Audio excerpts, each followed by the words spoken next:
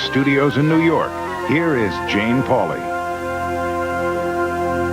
Good evening. Not long ago, we reported on 800 phone numbers that are anything but free. Sex lines aimed at teenagers that can end up costing their parents hundreds, even thousands of dollars. In part 2 of our Dateline investigation, there's more. Parents pressured to pay. People charged for calls that were never made. Pornography sent to teenagers unsolicited. Lee Thompson begins tonight with the people who are heard but rarely seen. The real women on the other end of the line.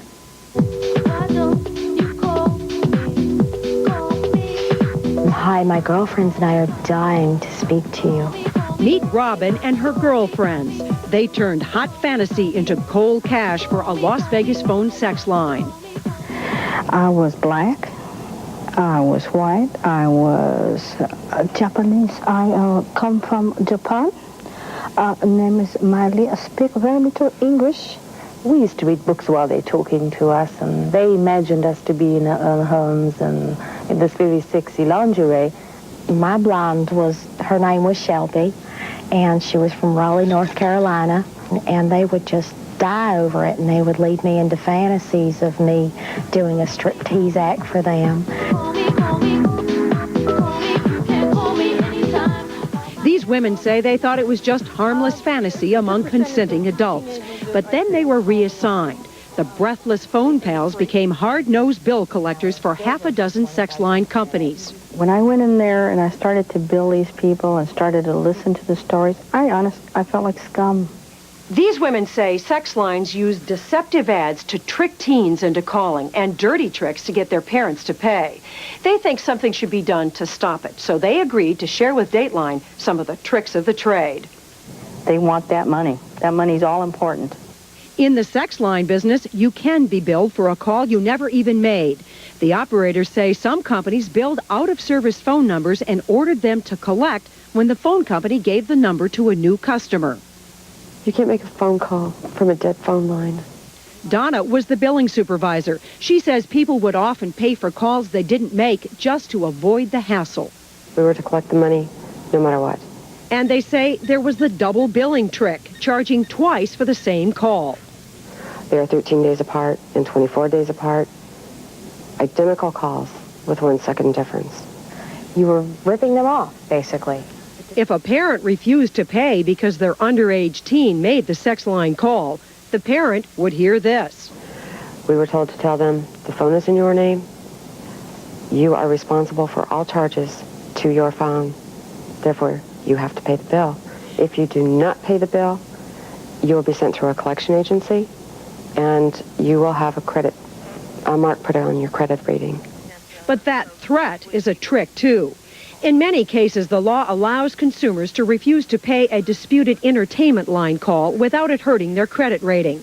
Of course, if you don't even know you have a sex line call on your bill, you can't fight it. That brings us to yet another trick called masking. The total amount of bills run well over $4,000 or $5,000 on these calls. Masking just about drove Emily and J.W. Stansberry crazy. Someone used an 800 number to charge sex line calls to their number, and they couldn't figure out where they came from because a sex phone company masked the calls, disguised them as long-distance calls. They couldn't pay their bill. The phone was disconnected, and for them, a phone is critical. Save your life, really. You know, that's what it's called. J.W. has had 2 heart attacks and is home alone while Emily works. His phone wires him into a medical system that sends him help with the touch of his wristband. It's whether he lives or dies. If I don't have the phone, he dies. The Stansberrys are now on a payment plan, their phone service restored, some of their bills forgiven. But the operators we talked to say that the companies they billed for rarely forgave any bill. Making people feel like they had to give me their last penny, like I was taking the food from their children's mouth. I hated that. The owner of the company they worked for, the long-distance billing company of Las Vegas, didn't want to speak to us on camera, but told us he did give credits and his company operated within the law. But his former employees, 3 of whom were fired, showed us written orders they had to sustain as many of the customers' charges as humanly possible. They say they were told to collect even from those they knew didn't call. What bothered you the most? The elderly. Having to try to collect money from the elderly. People would tell you they didn't have enough food to eat, and we were told that we had to try to collect money from these people. Did these people make the calls? No. Or did the company make up the calls? A lot of them were the companies that made up the calls. I couldn't do it. I credited them. We had calls from people, paraplegics.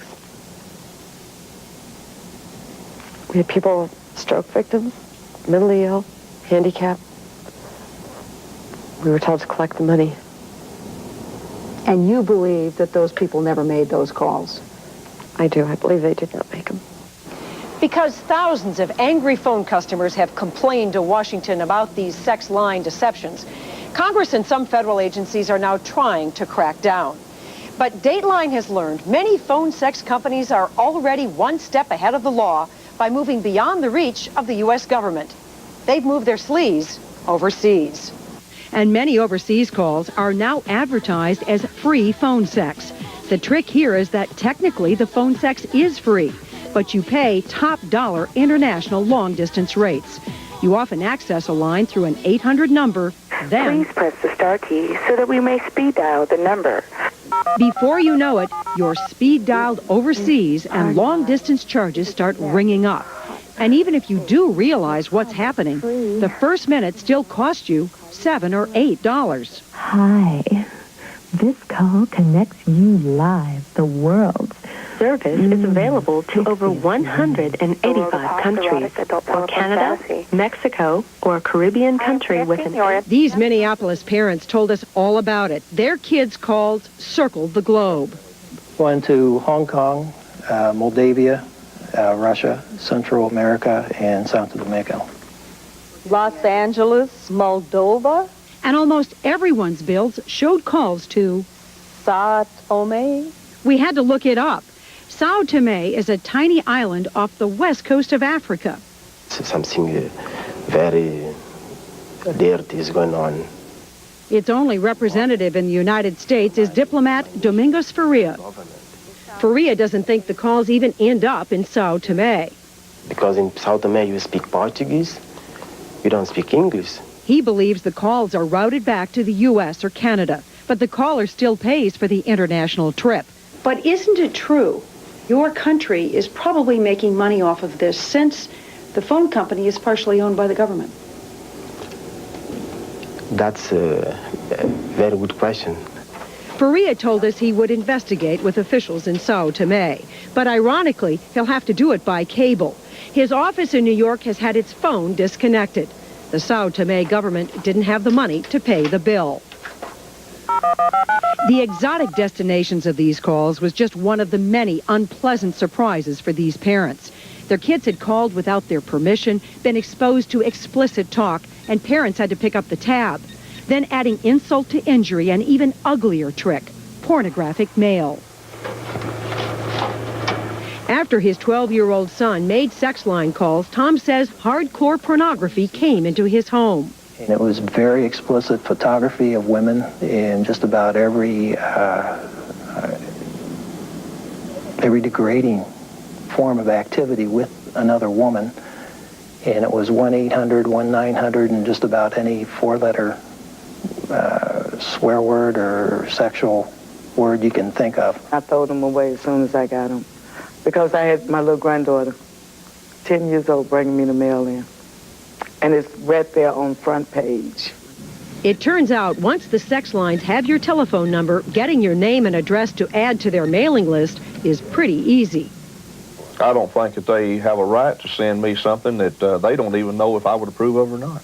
An unauthorized call to a sex line from Ron Fithen's phone set off an avalanche of pornography, all advertising more phone sex lines.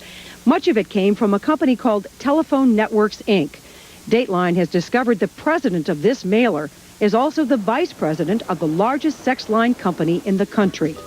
Our 6-month investigation of sex lines led us to this company again and again.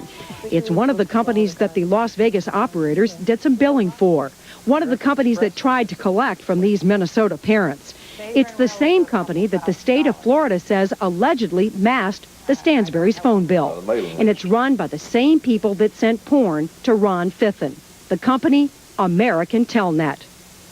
In your opinion, is American Telnet breaking Florida law?